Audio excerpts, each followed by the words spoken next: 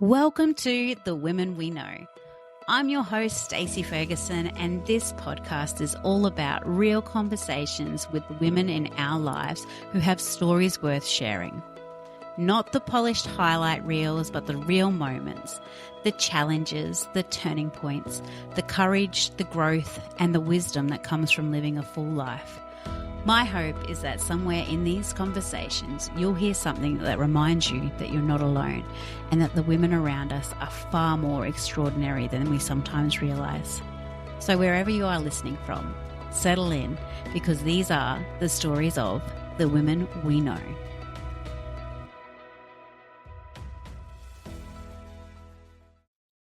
Welcome back to The Women We Know. I've said it before and I'll say it again. Today feels a little bit special. Not only is this our final episode for season 2, but I'm sitting across from the last of my 4 sisters to join me on the podcast. Now, before we start, I should probably explain something. Tamzyn and I share the same dad, but there's 21 years difference between us. We didn't grow up in the same house. We weren't raised side by side. And while we've always shared that family connection, our lives have unfolded in very different ways at very different times. In a lot of ways, we've lived very separate chapters. Today is about sharing Tamzyn's story with you all, and for me, it's also a chance to hear more about her experiences, her perspective, and the journey that's brought her to where she is today. And honestly, I think that's one of the beautiful things about family. Sometimes the people we're still learning about are our own relatives.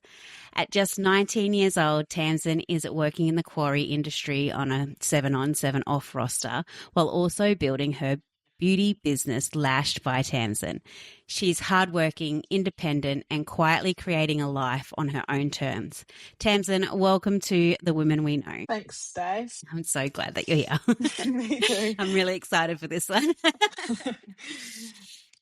But before we get to the serious stuff, we have to start where we always do. So if I walked into a karaoke bar tonight and someone handed you the microphone, what song are you choosing? I would probably sing Traveling Soldier by the Chicks because I pretty much know it off by heart. I was Of born and course, raised on that one. of course, it has to be country. What is it about that song that you just love? I don't know, to be honest. I went through a stage of not liking it, but I just think it's because I know the words to it, like off by heart nearly, and I can just sing along to it any day at any time. Yeah. And are you actually singing the song, or are you standing in the corner hoping no one notices you? Probably standing in the corner hoping no one notices. See, I reckon people would be surprised by that because, well, you might not want the microphone. You're actually someone who has put yourself out there a bit and you're not afraid to speak your mind. At 19, you've moved away from home. You're working in a male dominated industry and you're building a business. So let's talk about who you actually are and where you are in your life. Who are you? Just a 19-year-old trying to just create my own life and not have to rely and depend on anybody else. Just going with the flow, really. And your independence has always been something that I have admired about you. Have you always been like that? Yeah, I think so. Once I moved to Longreach for 2 years to finish my schooling, moving away from mum, moving away from home, that really made it show. I noticed it a lot more. Yeah. I know that your work ethic is really important. Do you think that where do you think that drive in you comes from? Definitely mum. She has Yeah. always been at work, so she has never had a day off unless she's almost dying. She never is away from that kind of part of her life. She's always at work. Mm, And that's just shown me that working and that is very important, making your own money, all that kind of stuff. yeah. You've described this season, Tamsin, as building something. What does that actually look like for you right now? Um, Building my lash business, I guess it's just showing me, helping me really. Yeah. Does it feel exciting? Oh yes, Or sometimes does it definitely. feel, yeah, it does. Does it ever It's get kind of overwhelming? very overwhelming. Even just trying to study and work at the same time, even though I'm on a 7 and 7 roster, it can be very hard. especially if you're like young like me, you want to get out and have a life, but you also want to start your own career and business and hopefully live off that one day. And I think that that's kind of probably where most people are. You get that feeling of excitement, but then there's also overwhelmness and just planning out your day to day or your weeks, I guess, because you're 7 on, 7 off. And, there's this idea that you have a plan in your head and everyone knows exactly what you're doing. But meanwhile, most of us are just figuring things out one decision at a time and one moment at a time. So if someone followed you around for a week, what would they discover about your life? Like I say I'm not busy, but I am. Like I'm always doing something. Like I'm always thinking and doing something. Yeah. So give us a picture. What does a normal week actually look like for you? So at work, I get up at 6 and I go to the office and I do paperwork, send emails, and then about I knock off at 6 p.m. And then I will go to my room and I will do a bit of study on Mm, my course. And then on my weeks off, I pretty much just do studying, practical. And then if I'm not doing that, I'm back at Aramac visiting mum. yeah. How is that dedication to being able to schedule in your studying and kind of being able to pick up and do that? It can be hard, especially at work, because I don't take my practical stuff out there. I just do the online stuff there. But like at home, it's easy. I just jump up and I can just do it whenever I want. But when I go home back to Aramac, it's pretty hard. Mm, I have to schedule around when mum's going to be around and all that kind of stuff, so I'm not getting distracted. yeah. One thing I've always been curious about is what it was actually like for you growing up with older sisters. Because from my perspective, I was already an adult when you were born. I actually love having sisters. Obviously, I didn't grow up around you guys. I grew up around my brothers, but being able to come over and see you guys and like the kids and stuff, it was amazing. It was a good experience. Like I loved having the sisters, and it's helped me become who I am today because I've got to watch you girls succeed in life. Mm, that's sweet. Did you ever wish that we all lived closer to like together in the same house, or was it just as it was and that was just your growing up, and then that was also from my perspective? I would have loved to have grown up with you guys, like in the same household, but it was also good not like being in each other's pockets all the time because we're pretty close in a way. We all have our distance, but we still talk. So it's good Mm, like being away, like it was good being away from each other, but I would have loved yeah. to have had sisters in the house. Yeah. What's something that people would be surprised to know about growing up with such a big age gap family? Well, actually, a lot of people don't know that I actually have four sisters and three brothers because obviously we all grew in separate households. I've never actually been questioned that. Yeah. I think that, people that don't know you, that are just getting to know you and then find out that you have four sisters and then you have three brothers. So you're one of eight. And then they have to picture us all growing up together. And then there's this reality that everyone kind of was in completely different stages, apart from obviously your brothers that you lived with. It's such a wild, different contrast. Yeah, Uh, definitely. I'm going to be brave and I'm going to ask a dangerous question. Okay. What, what did you think of me growing up? To be honest, I can't really remember like young, but I loved just like on the school holidays, I'd come and sit in the bank with you, and then I'd look after once you had Levi and Marley. I was always at your house. Like I just loved you. Yeah. I think you had a really close relationship with my kids, which I absolutely loved so much because you were their auntie, but you were still kind of so close in age, but it was like they looked up to you as well. And it's just such a beautiful relationship. Not many children get to experience that, having their auntie being so close to their own age. Yeah. It was good though. I loved it. Like I loved being Mm. able to spend the young years with your kids. Thank goodness, because that could have gone very differently. Hey, one of the biggest things that you've done so far was probably moving away for boarding school or school in Longreach. So tell me about that. How old were you when you moved away? And do you remember the day that you left town? I was 15 when I moved to Longreach to complete year 11 and 12. It was very hard leaving mum, but I thought that I was moving into a beautiful household, and it was good for the first year. And then I got my license, and it just turned terrible. So that got really hard.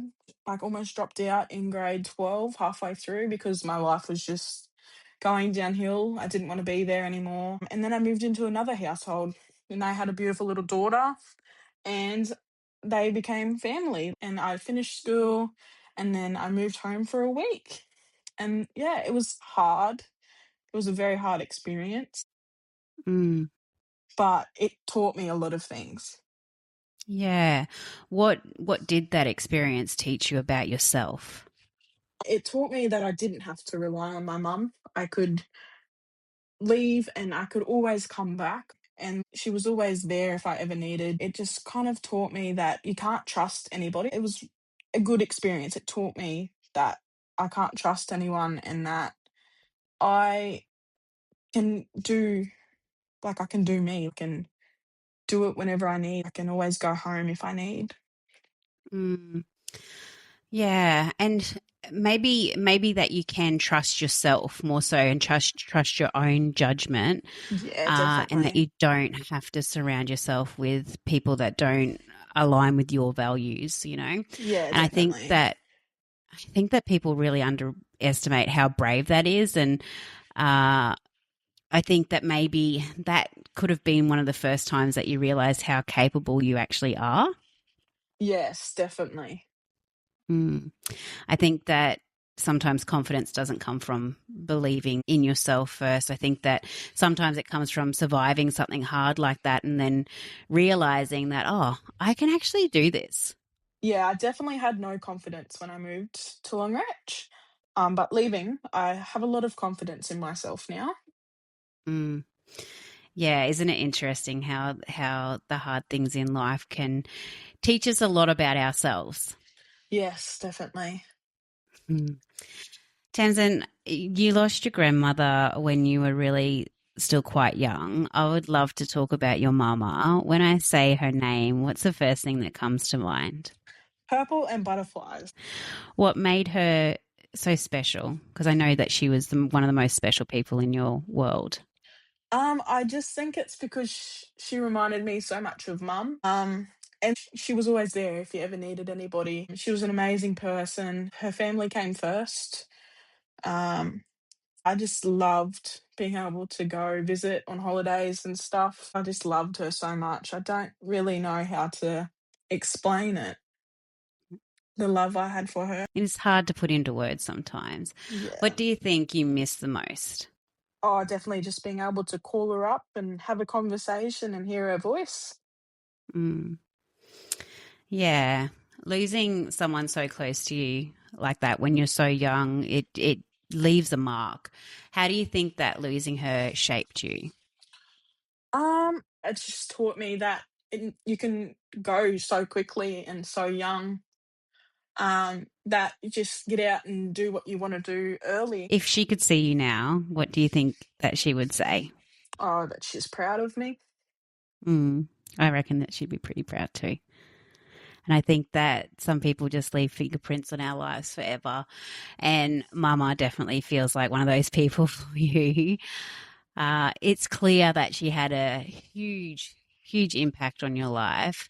But you've also mentioned a lot about your mum. So I'd love to know she's obviously shaped the beautiful woman that you are today. So, what is about your mum that makes her so special? That no matter what she's going through, she always is able to help. No matter what it is, she always finds a way to help. She's just amazing soul. She's lovely. She always supports you in everything. Even if you do fail, she still supports you. Yeah, she's just an amazing person. Yeah. I feel like, every family has that person that everyone goes to when life falls apart, and, the person who just knows what to say and is just there, or what to do and how to make things feel okay again. Would you say that that's your mum for you? Yeah, definitely. Hmm. What's something, when you reflect back on your relationship and your journey with your mum, what's something that you've learnt from her? That no matter what, you can always get through it. I've Mm, watched mum go down to the bottom of the ocean in terrible states, and I've always watched her come back out of it. mm. I think that that's definitely just, oh my God, just one of those lessons that sounds so simple that you can get through it until you're in it and life gets difficult, or you see someone go through it. And then you realize just how valuable that lesson is. When you think about your family as a whole, what are you most grateful for? I'm most grateful for just having so many people around me, so many people supporting me. And I love having a big family because if like one person doesn't support you, you've got many others that probably will. I love that. Next.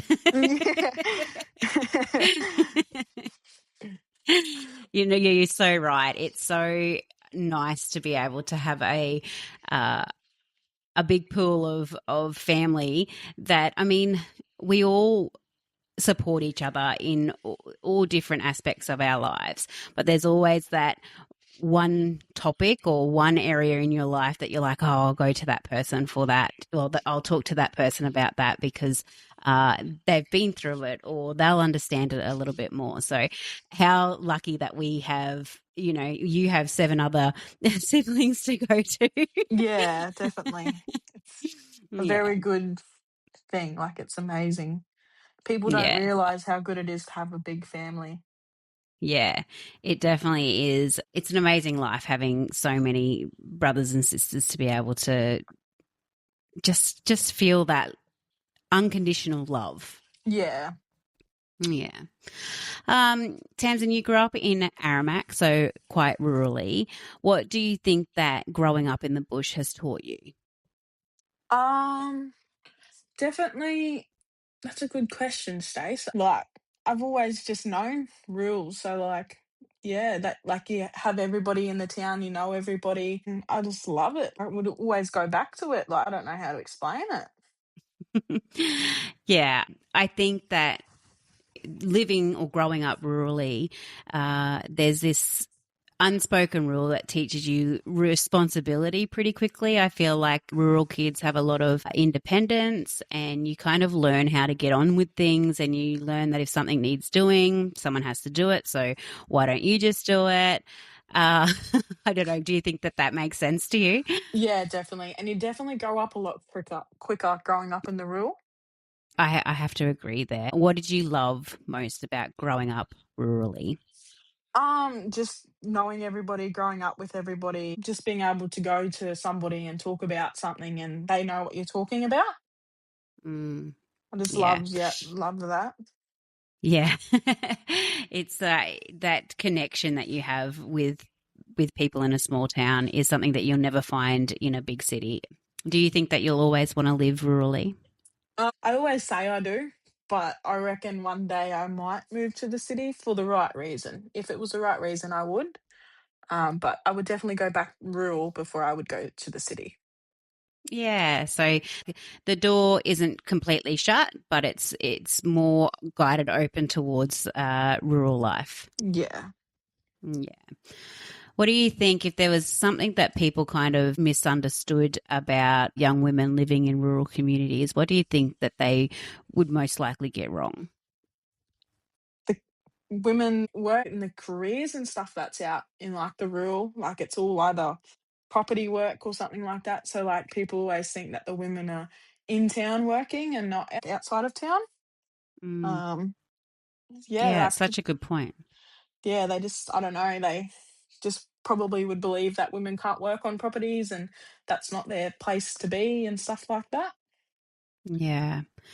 But, there are so many young women like yourself that uh, are neither out on a property or working in town, but you're out on a quarry 7 on 7 off. But beside that, you're building an incredible business. Do you think that growing up rurally has influenced your work ethic?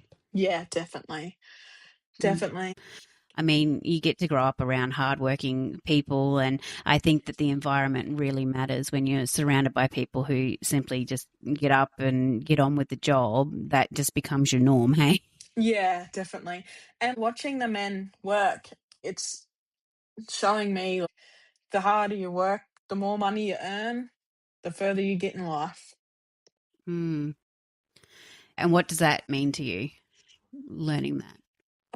Just it's just showing me like the harder I work, the further I can get in life, so I can get my business up and running, and eventually I will be able to live off my business. That kind of stuff. It's just showing me that work is important.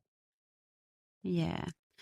Let's talk about quarry life a little bit, because I imagine that when people picture a 19-year-old woman working in a quarry isn't probably the first thing that comes to mind. So I know, but for our listeners, how did you end up there?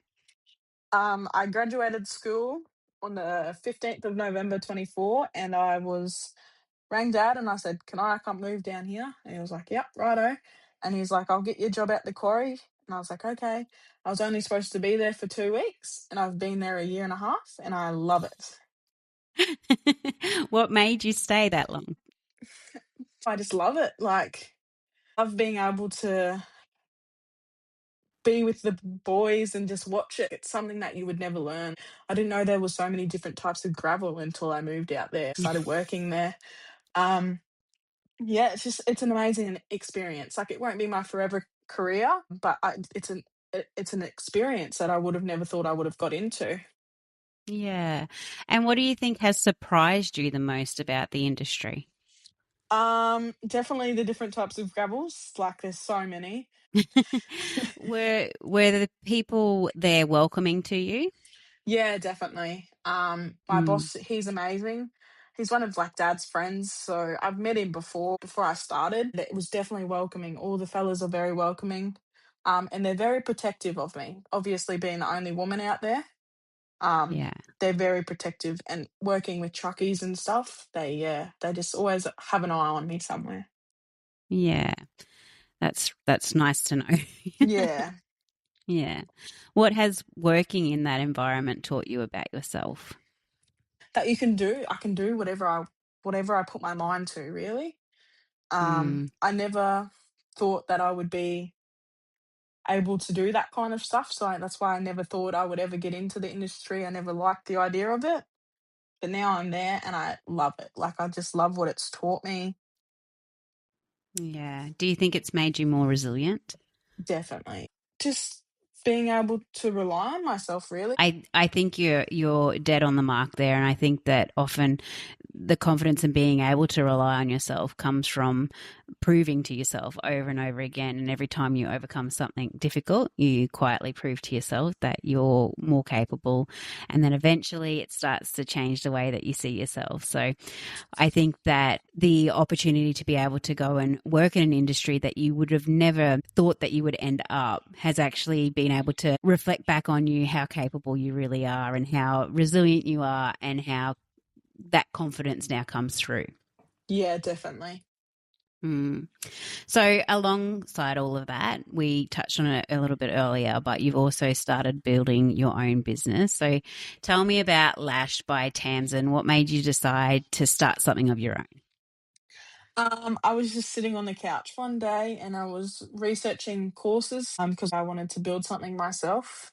Never thought anything of like lashes or anything like that. But I love the beauty industry. I love going and getting my eyebrows and my eyelashes done. And I was like, oh, maybe I should just start my own. Maybe eventually I'll be able to do my own. And I was like, yep, that's what I'm doing. Started it. And then I was like, yep, love it. And I've just Mm. continued with it. And eventually it'll hopefully be a big thing. Yeah. Do you reckon that after you were sitting on the couch and you decided to run with that idea, was there a moment when it all suddenly just felt real? Yeah, it felt real when I because come up with the name Lashed by Tamzyn, and I made that phone call to start my studies and pay for it.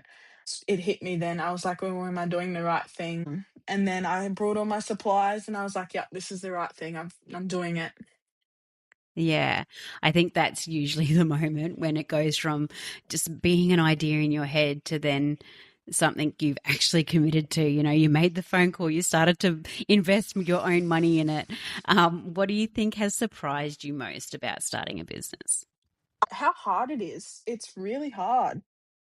Mm. Just trying to set it all up, make sure you get the word out. It's really hard. It's not even the studies that are hard, it's promoting my business. Mm.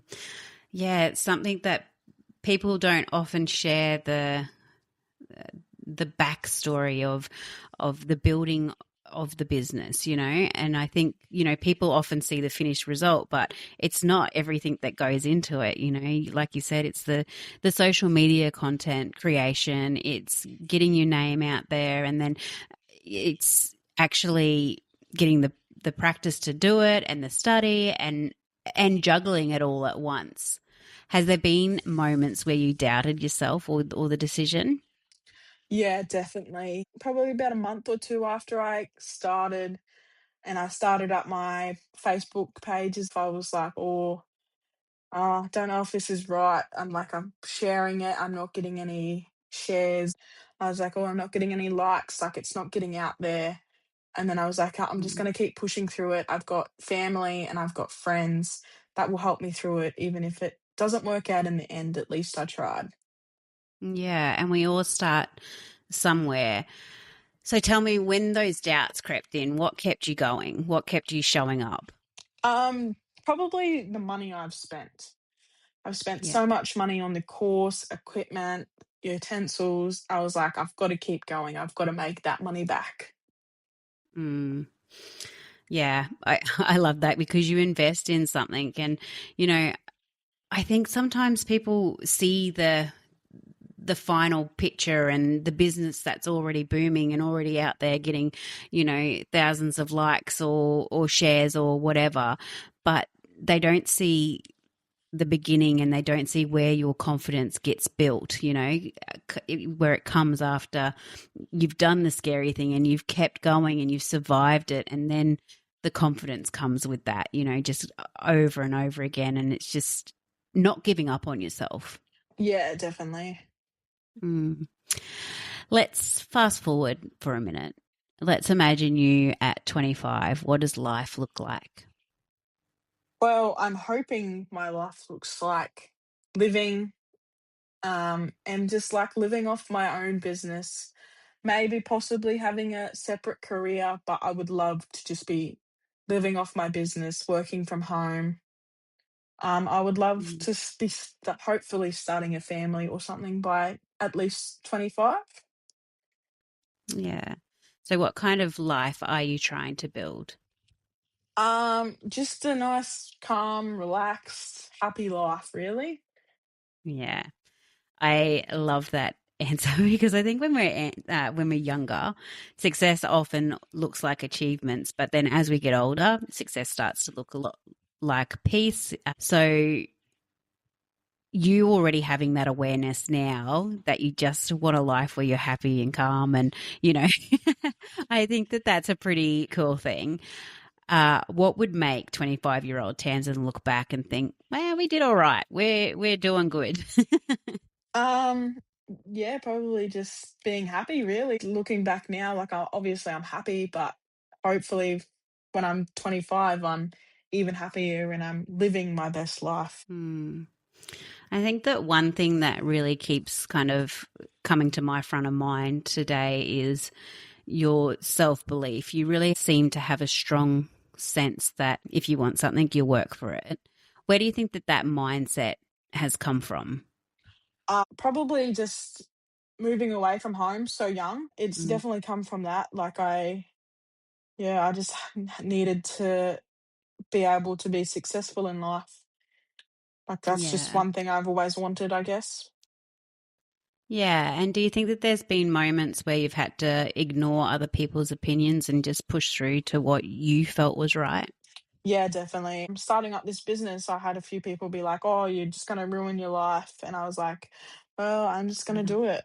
You don't have to be in my Wow. life if that's what you think." And I got rid of them. So Yeah. Yeah. So how do you do that? Because I mean, that's easier said than done. Hey. yeah, definitely. Just yeah, I just told them if they didn't want to be supportive of me, that I didn't want anything to do with them, and yeah, I just cut ties, stopped talking, didn't reach out, and once I stopped reaching out, they stopped reaching out. So I was like, "Yep, perfect. Don't Mm, need you in my life." yeah. I think that that's a powerful reminder that you don't need the negative in your life and you have a choice. People will always have opinions no matter what path you choose. So eventually you end up deciding whose voice matters most, and that's always your own. It's that voice inside of your head, and that's that feeling inside of your gut. I know that some of the achievements in your life have been from listening to that feeling in your gut or listening to yourself. Tell me about some of the achievements that you're really proud of. I made my first big girl purchase last year. I brought my first car. That's Um, exciting. Even though it hasn't turned out very well, I still made that achievement. Mm, Um, Starting my business is a very big achievement for myself. Um, yeah, just probably they're my two main big achievements. yeah. And I think, you know, I think that there's something really special about buying something that you've worked incredibly hard for and using your own hard earned money, not because it's a car, but because of what it represents. You know, you were able to go out independently and buy a car, and then on top of that, start your own business, and you done that all off your own back. Yeah, So that's something to be really proud of. definitely. I'm very proud of myself for those achievements. So you should be. But if you could sit down with your younger self, I know you're only still very young, but let's just imagine just a little bit younger.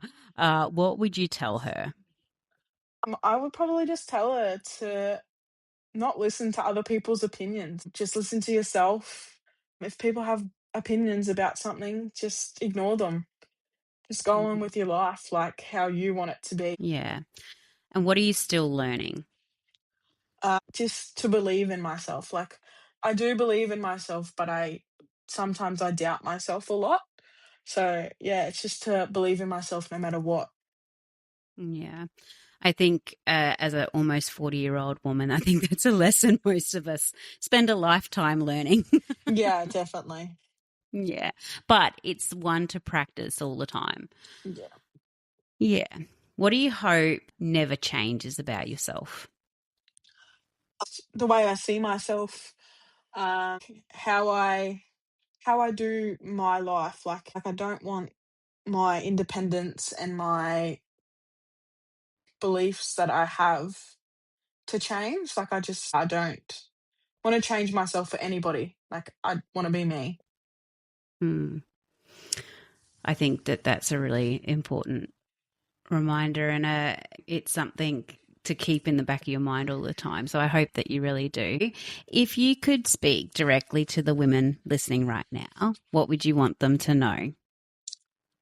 If I was speaking directly to the women right now, I would tell them and I would want them to know that the people that you surround yourself with should believe in you.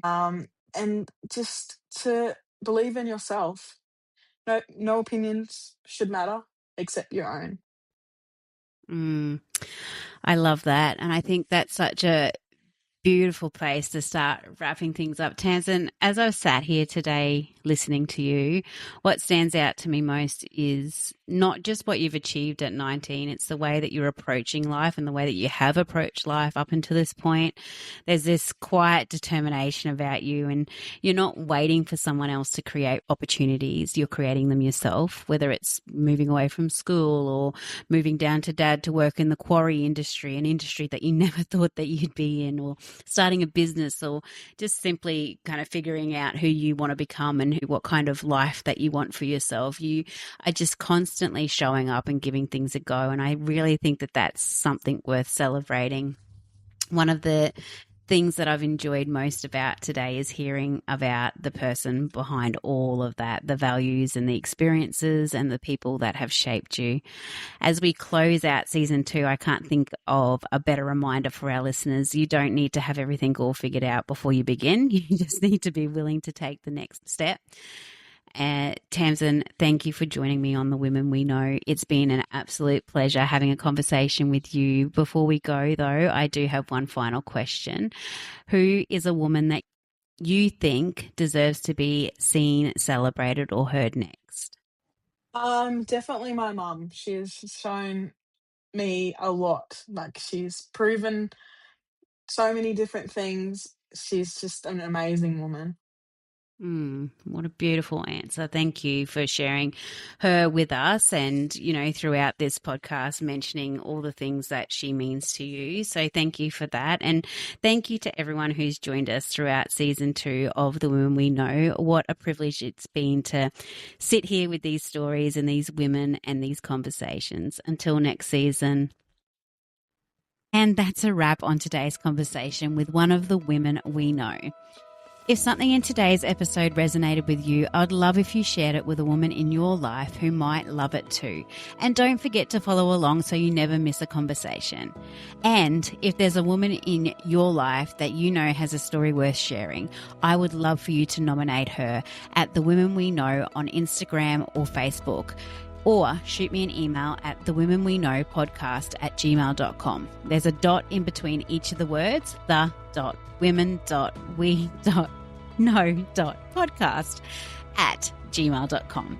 Thank you for listening and being part of this community that celebrates her story, her resilience, her honesty, her triumph, her challenges, her life. We celebrate her.